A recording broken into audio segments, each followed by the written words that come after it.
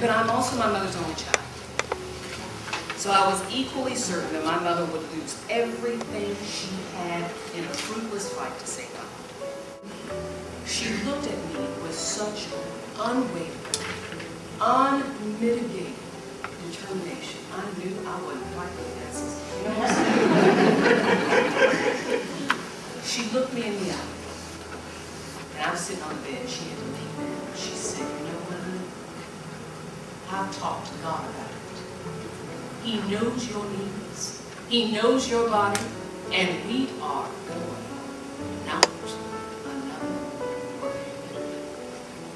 So when? You know what I'm saying? There's no arguing with my mother.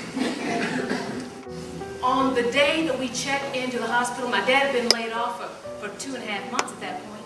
What is the likelihood that every day he would be called in? He told them, my baby's sick.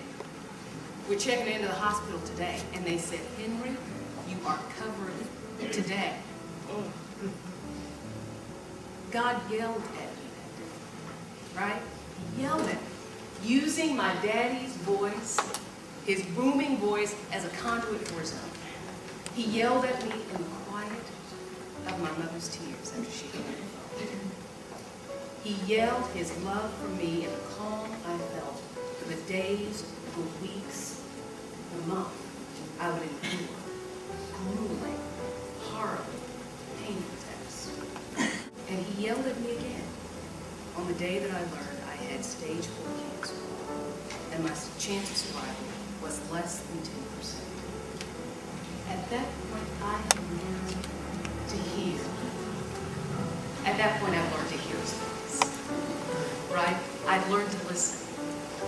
And he showed me that if he could take care of the whole insurance thing, and he could take care of all that stuff that was going on with Daddy, and he could take care of all this stuff that seemed so big, he could take care of me in the midst of this journey, right? I knew it. And with each new diagnosis, I would worry, I would fret, I would scream, I would rant, talk to God, and he would say, I am here. The key to finding my own sacred space has been learning to listen to his voice and rest in the knowledge that there is no battle I can't face, no disease too ugly, no situation too big, because he keeps yelling at me. Hey, I'm here. And it's called Mother to Son. It's an African-American mother, and she's talking to her boy. And I always imagine this son is this teenager, this insolent teenager who's all angry because the world answers not to his everything, right? And this mother, I can just see her. This mother's a hard-working woman, kind of like my dad, right? She's a little bent. She's older. She's seen it all. And she looks at her son and she says, well, I tell you, life for me ain't been no crystal stair. It's had tacks and splinters and boards torn up and places with no carpet on the floor. Babe. But all the time, eyes keep climbing on. And reaching landings and turning corners and sometimes going in the dark where there ain't been no light. So son, don't you turn back. Don't you sit down on them steps, because it gets kind of hard. Don't you fall. Because I still work. I still climb. And life for me ain't been no crystal state.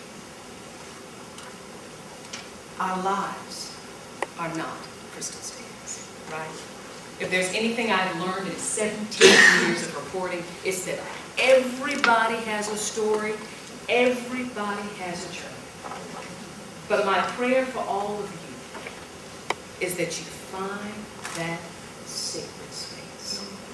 No matter where you are in your journey, no matter where you are in your healing, that you find that sacred space. Be blessed in that space. Find peace in that space. Know God in your Thanks so much for having me.